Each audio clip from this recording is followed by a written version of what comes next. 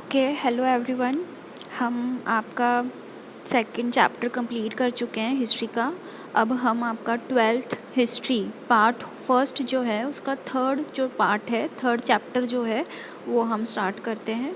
Theme third जो है kinship, cast and class, मतलब जो भी आपकी अर्ली सोसाइटीज़ हैं उनके बारे में है। तो अगर हम 600 BCE की बात करें, 600 CE के जो टाइम पीरियड था, इसमें आपने बहुत सारे चेंजेस देखे, इकोनॉमिकल, पॉलिटिकल, जो कि उनकी सोसाइटी इसको इन्फ्लुएंस कर रहे थे। जैसे कि एग्रीकल्चर जो था वो फॉरेस्ट एरियाज़ में भी आ गया था और लोगों के जो लाइफ थी, जो लोग फॉरेस्ट में रहते थे उनकी लाइफ भी ट्रांसफॉर्म हो गई थी।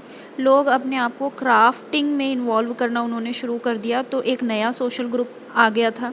इसके बाद वेल्थ के अकॉर्डिंग सोशल डिफरेंसेस आ गए थे, एक अनइक्वल डिस्ट्रीब्यूशन जो था वेल्थ का, किसी के पास ज़्यादा है किसी के पास कम है। तो कुछ टेक्स्ट के थ्रू हमें ये जो सोशल बिहेवियर था, किस तरीके से वहाँ पर जो भी आपकी एक वाइड रेंज थी सोशल सिचुएशन की या प्रैक्टिसेस थी, उसके बारे में हमें पता पड़ता है।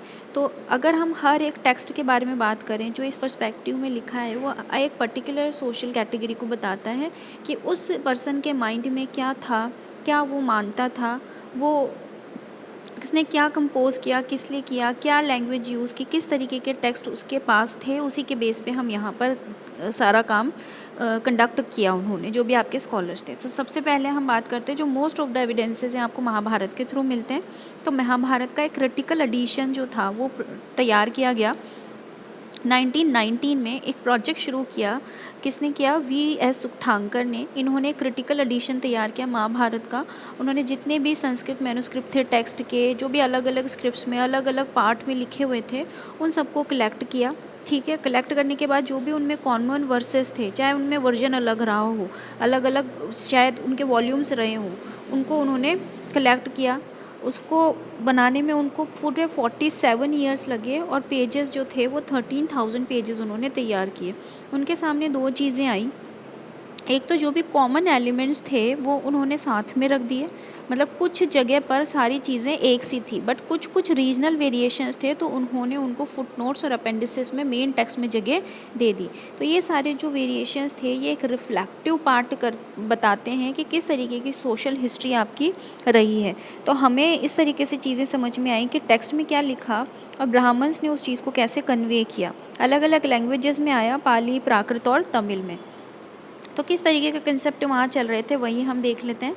जैसे kinship marriage, many rules and varied practices. सबसे पहले उनकी जो फैमिलीज़ थी, जो भी आपकी फैमिलीज़ की अगर हम बात करें, लार्जर नेटवर्क था, जिनको आप रिलेटिव्स बोल सकते हैं, कुछ लोग उसको किनफॉक भी बोलते थे। कुछ फैमिलियल टाइज जो थे नेचुरल होते थे, कुछ जो ब्लड के बेस पे थे और कुछ उनको मानते थे। तो कुछ तो मानते थे कि ये हमारे कज़न्स हैं, हम ब्लड से एक दूसरे से जुड़े हैं, ये हमारे रिलेशन में हैं, बाकी दूसरे नहीं हैं। तो दूसरी जो सोसाइटीज़ थी वो इस तरीके से इनके बारे में हमें जो भी पता पड़ा वो एलीट फैमिलीज़ के बारे में पता पड़ा, क्योंकि उनके बारे में लोग लिखते थे। ऑर्डिनरी पीपल के बारे में हमें कुछ नहीं पता कि उनके फैमिलियल टाइज कैसे थे। तो अगर हम हिस्टोरियंस की बात करें तो उन्होंने इन सारी चीज़ों को स्टडी किया और उनको एक चीज़ समझ में आई कि एक चीज़ मानते थे, ये कुल जिसको फैमिली कहा जाता था, जनाती एक बड़ा जो नेटवर्क था किनफॉक का, और वंश जो कि लीनिएज होता है। तो ये ऐसा मानते थे भाई ये हमारे ब्लड टाइज़ हैं, इनके साथ फैमिलियल टाइज़ हैं, तो हम इनके साथ अपने रिसोर्सेज को शेयर कर सकते हैं। अब हम बात करते हैं द आइडियल ऑफ पैटर्लिनी। पैटर्लिनी का मतलब था जो भी आप अपने फादर से सन को जो भी डिसेंट ट्रेस करते हैं, grand son and so on, मतलब एक लड़के के थ्रू लड़के तक जाना, जनरेशन टू जनरेशन। मैट्रिलिनी जो होगा वो आपके थ्रू द मदर आपके पास आएगा, जो भी डिसेंट आ रहा है वो आपका मैट्रिलिनी। तो पैटर्लिनी जो था वो एक प्रायर पार्ट में था। चाहे आप महाभारत की बात करें, एक सेंट्रल आपको पता है किस तरीके से जो आपका क्राउन था उसके लिए पांडव और कौरव का जो था वहाँ पे जो युद्ध हुआ था महाभारत का। तो पैटर्लिनी में जो सन होता है वो रिसोर्सेज को क्लेम कर सकता है और उसके फादर के डेथ के बाद वो सारी चीज़ें उसी को मिलती हैं। तो रूलिंग डिनेस्टीज़ की अगर हम बात करें वो सब इस सिस्टम को फॉलो करती हैं।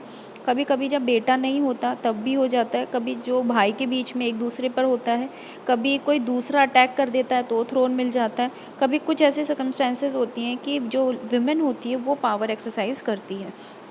तो पैटर्लिनी जो है वो यूनिक नहीं था, अभी तक भी ये सारी चीज़ें चलती है, चाहिए आप ऋग्वेद में भी देख लीजिए। मैरिजेस के क्या रूल्स थे? तो जो सन था उसको तो मानते थे ये हमारा पैट्रिलिनेज, हमारा जो वंश है वो आगे बढ़ाएगा। डॉटर्स के साथ इस तरीके का कुछ नहीं था, उस पर कोई रिसोर्सेज पर कोई क्लेम नहीं था, बेटी का कोई हक नहीं था। तो बेटियों का तो ये था कि बस लड़कियों की सही टाइम पर सही जगह शादी करवा दें, यही हमारी सबसे बड़ी ड्यूटी है, जिसको एक्सोगेमी कहा जाता था अगर वो सिस्टम के बाहर उनकी शादी करवाते हैं। तो ये इस तरीके का जो एक नए टाउन, जो भी आपके कॉम्प्लेक्स सोसाइटी में शादी वगैरह हो रही हैं, लोग एक दूसरे से मिल रहे हैं, उनके आइडियाज़ एक्सचेंज हो रहे हैं, एक दूसरे की बिलीफ और प्रैक्टिसेस पे क्वेश्चन कर रहे हैं, फिर चैलेंज आता है तो वहाँ पे ब्राह्मण आते हैं। ब्राह्मण कहते हैं हम जो कहेंगे वही आपको मानना पड़ेगा। तो उनके अकॉर्डिंग कुछ शादियाँ सही थी, कुछ शादियाँ गलत थी। तो उन्होंने जो भी नॉर्म्स बनाए थे उसको धर्मशास्त्रास और धर्मशुस्त्रास कहा गया, और मनुस्मृति में भी इसके बारे में बताया हुआ है। तो 8 तरीके की शादी होती है, जिसमें से 4 तरीके की शादियाँ सही होती हैं जिनको ब्राह्मण्स ने सही कहा है, और बाकी की 4 गलत। तो जो सही हैं वो कौन कौन सी है? एंडोगेमी, अपनी ही यूनिट में शादी करवाना। एक्सोगेमी, अपनी यूनिट के बाहर शादी करवाना। पॉलीगाइनी, जहाँ एक आदमी की बहुत सारी वाइफ्स हो सकती हैं। पॉलीएंड्री, जहाँ एक औरत के बहुत सारे हस्बैंड हो सकते हैं। इसके बाद हम बात करते हैं गोत्र ऑफ वुमेन। गोत्र ऑफ वुमेन में ये था भाई, अगर हम एविडेंस की बात करें तो गोत्र के थ्रू ही हम इनके जो भी लोगों को क्लैरिफाई कर सकते हैं। गोत्र का मतलब वैदिक शिर में भी इसके बारे में गिवन है कि सेम गोत्र, मतलब ये इसके ही डिसेंडेंट्स हैं। 2 चीज़ें इसमें कॉमन थी कि वुमेन जो है वो उसकी शादी के बाद, पहले तो उसकी शादी के पहले उसका जो गोत्र होता है अपने फादर का होता है, और शादी के बाद उसके हस्बैंड का गोत्र उसको यूज़ करना पड़ता है, अडॉप्ट करना पड़ता है, और सेम गोत्र के लोग शादी नहीं कर सकते हैं। तो कुछ इंस्क्रिप्शंस में इस तरीके से बताया गया है सतवाहनास के बारे में। सतवाहनास के जो फैमिलियल टाइज थे, मैरिजेस, क्योंकि वो पॉलीगाइनस होते थे तो उनकी वाइफ्स जो थी वो बहुत सारी होती थी, और सबका सरनेम पहले कुछ और होता था और बाद में कुछ और होता था। तो वो बहुत अच्छा एग्जाम्पल आपको यहाँ बताते हैं। वर मदर्स इंपॉर्टेंट? बिल्कुल, मदर्स इंपॉर्टेंट थी या नहीं? मेट्रोनिमिक्स, मतलब अगर हम मेट्रोनिमिक्स की बात करें तो सतवाहना रूलर्स ही इसका बहुत अच्छा एग्जाम्पल है, क्योंकि वो लोग अपने नाम के साथ अपनी माता का नाम यूज़ करते थे। तो उनके अकॉर्डिंग मदर्स इंपॉर्टेंट थी, बट एग्जैक्ट हम यहाँ नहीं कह सकते कि मदर्स इंपॉर्टेंट थी या फिर नहीं। क्यों? क्योंकि सतवाहनास के केस में सक्सेशन जो होता था वो तो फादर से ही होता था। अगर हम एक इम्पॉर्टेंट उपनिषद की बात करें, बृहन्यक उपनिषद, इसमें आपको सक्सेसिव जनरेशन्स के बारे में बताया टीचर्स और स्टूडेंट्स को, जिसको भी आप डेजिग्नेट कर पाएँ मेट्रोनिमिक्स के थ्रू। इसके बाद हम बात करते हैं social differences within and beyond the framework of caste. Social differences थे, बिल्कुल थे। कास्ट के थ्रू वहाँ बताया गया कि एक हिरार्किकल ऑर्डर जो था सोशल कैटेगरीज़ का, वो ब्राह्मण्स नहीं बताया था धर्मसूत्रास और धर्मशास्त्रास के अकॉर्डिंग। तो ब्राह्मण्स तो सबसे ऊपर थे, शूद्रास सबसे नीचे थे, जिनको अनटचेबल्स कहा गया। तो पोजीशंस जो थी वो बाय बर्थ वहाँ पर दी गई थी। तो अब हम बात कर लेते हैं इसमें लोगों का काम क्या होता था। द राइट ऑक्यूपेशन, तो एंशियंट टाइम से ही ऑक्यूपेशन जो थी 4 कैटेगरीज जो आपके वर्णास थे उसके अकॉर्डिंग थी। ब्राह्मण जो सबसे ऊपर थे वो वेदों को स्टडी और टीच करते थे, सेक्रीफाइसेस परफॉर्म करवाते थे, सेक्रीफाइसेस करते भी थे, और रिसीव करते थे गिफ्ट्स को और देते भी थे गिफ्ट्स को। क्षत्रियास जो सेकंड पोजीशन पर थे, ये वॉरफेयर में जाते थे, प्रोटेक्ट करते थे लोगों को, एडमिनिस्ट्रेशन इन्हीं के हाथ में था, जस्टिस इन्हीं के हाथ में था, बट ये वेदों को पढ़ सकते थे, सेक्रीफाइस करवाते थे और गिफ्ट्स भी देते थे। वैश्यास जो थर्ड पोजीशन पर थे, ये आपके मतलब जो भी आपका किसी भी चीज़, कोई भी चीज़ चाहिए अगर, तो उसको अवेलेबल करवाने का, एग्रीकल्चर, पेस्टोलिज्म, ट्रेडिंग, वो सब यही करवाते थे। शूद्रास इन बाकियों को सर्व करने का काम करते थे, इनके पास इसके अलावा और कोई दूसरा काम नहीं होता था। तो ब्राह्मण्स जो थे वो कुछ सर्टेन स्ट्रैटेजीज़ के थ्रू लोगों को एनफोर्स करते थे कि आपको ये चीज़ माननी है। कैसे कि भाई हम डिवाइन ओरिजिन से ये वर्ण ऑर्डर लेकर आए हैं, और उन्होंने राजाओं को भी कहा कि आप इस तरीके से लोगों को फॉलो करवाओ ये सारी चीज़ें, और लोगों को ये सारी चीज़ें माननी पड़ेगी कि बाई बर्थ ही सारा ये जो स्टेटस है ये मिल पाता है। इस चीज़ को लोगों को मनवाने के लिए उन्होंने कहा कि भाई पुरुष सूक्त, एक ऋग्वेद में एक प्राइमल मैन है, पुरुष सूक्त के अकॉर्डिंग पुरुष उसी के पूरे बॉडी के पार्ट से हम लोग सब बने हैं, पूरी यूनिवर्स के हर एक चीज़ बनी है। जैसे ब्राह्मण जो हैं उसके मुख से बने हैं, क्षत्रिय उसके हाथों से बने हैं, उसकी थाई से वैश्यास बने हैं, और शूद्रास जो हैं वो उसके फीट से बने हैं।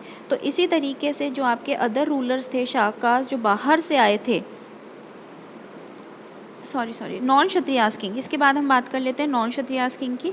तो शास्त्रास के अकॉर्डिंग क्षत्रियास जो थे वो सिर्फ क्षत्रियास ही किंग हो सकते थे, जबकि ऐसा नहीं था, क्योंकि बहुत अलग अलग ऑरिजिन के लोग भी आपको राजा की तरह यहाँ पर देखने को मिले थे। तो जैसे अगर हम बुद्धिस्ट टेक्स्ट के बाद की टेक्स्ट की बात करें तो मौर्यास को क्षत्रियास बताया, जबकि ब्राह्मणिकल टेक्स्ट में उनको लो ऑरिजिन का बताया। शुंगा और कानवास जो हैं वो मौर्यास के सक्सेसर थे, मतलब किंग बने हैं बट वो भी ब्राह्मण्स थे। और दूसरे रूलर्स की अगर हम बात करें, जैसे शाकास की बात करें जो कि मलेच्छास बारबेरियन होर्स थी जो बाहर से आई थी, वो भी ब्राह्मण्स के अकॉर्डिंग आउटसाइडर्स थे। तो बट जो पावरफुल मलेच्छास थे, जैसे अगर हम बात करें रुद्र दमन की, तो वो बहुत ही पावरफुल शाका रूलर थे और उन्होंने बहुत काफ़ी सारे काम भी करवाए थे, इंस्क्रिप्शंस भी काफ़ी लिखे थे। इसके बाद सतवाहनास की बात करें तो सतवाहनास भी सब आउटसाइडर्स थे, संस्कृत के बारे में बहुत अच्छी नॉलेज थी। इनफैक्ट उन्होंने बहुत सारे अच्छे अच्छे ब्राह्मणिकल टेक्स्ट भी कंडक्ट करवाए। इसके बाद जातीज़ एंड सोशल मोबिलिटी, तो जाति जो है एक अलग टर्म होती थी जो कि सोशल कैटेगरीज़ को रेफ़र करती थी। इसमें ब्राह्मणिकल थियोरी आती है, जैसे कि वर्णा जो होगी वो बाय बर्थ होती थी, लेकिन ये फिक्स नहीं होती है। जैसे वर्ण आपके 4 होते थे, इस पर कोई रेस्ट्रिक्शन नहीं है नंबर ऑफ़ जातीज़ में। तो जब भी आपके ब्राह्मणिकल अथॉरिटीज़ को कुछ इस तरीके के एनकाउंटर करना पड़ता था, जैसे निषादास हो गए, आपकी स्वर्णकार हो गए, उनको ये एक ही साथ में रख देते थे। तो जातीज़ जो होती है कॉमन ऑक्यूपेशन, जो कॉमन प्रोफेशन काम कर रहे हैं, जो भी सेम गिल्ड्स में, उनको इसी में रखा जाता था। तो मृच्छकटिका के बारे में भी इसमें गिवन है। मृच्छकटिका एक स्टोरी है, चरुदत्त उसमें हीरो था, और ये इसमें ब्राह्मण और मर्चेंट दोनों ही उसमें बताया गया है।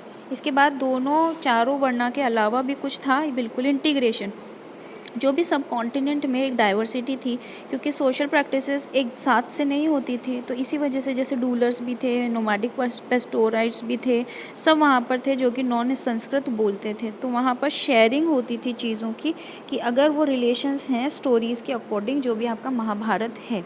इसके बाद सबॉर्डिनेशन की अगर हम बात करें, बियॉन्ड 4 वर्णा, सबॉर्डिनेशन एंड कॉन्फ्लिक्ट, तो ब्राह्मण्स जो थे वो कुछ लोगों को सिस्टम के बाहर मानते थे और उनको अनटचेबल्स नाम दिया गया था। अनटचेबल्स इसलिए क्योंकि वो उनको प्योर नहीं मानते थे, क्योंकि वो हमसे लेकर खाना, अगर हम उनका टच किया हुआ कुछ खा लेंगे तो वो प्योर नहीं, इम्प्योर होगा और हम पोल्यूट हो जाएंगे। क्यों? क्योंकि वो इस तरीके के काम करते थे, जैसे कि डेड बॉडीज़ और डेड एनिमल्स के कॉर्प्सेस को हैंडल करना, वो उनको एग्जीक्यूट करते थे। चंडाल उनको कहा जाता था। उनकी जो ड्यूटीज़ होती थी वो इसी तरीके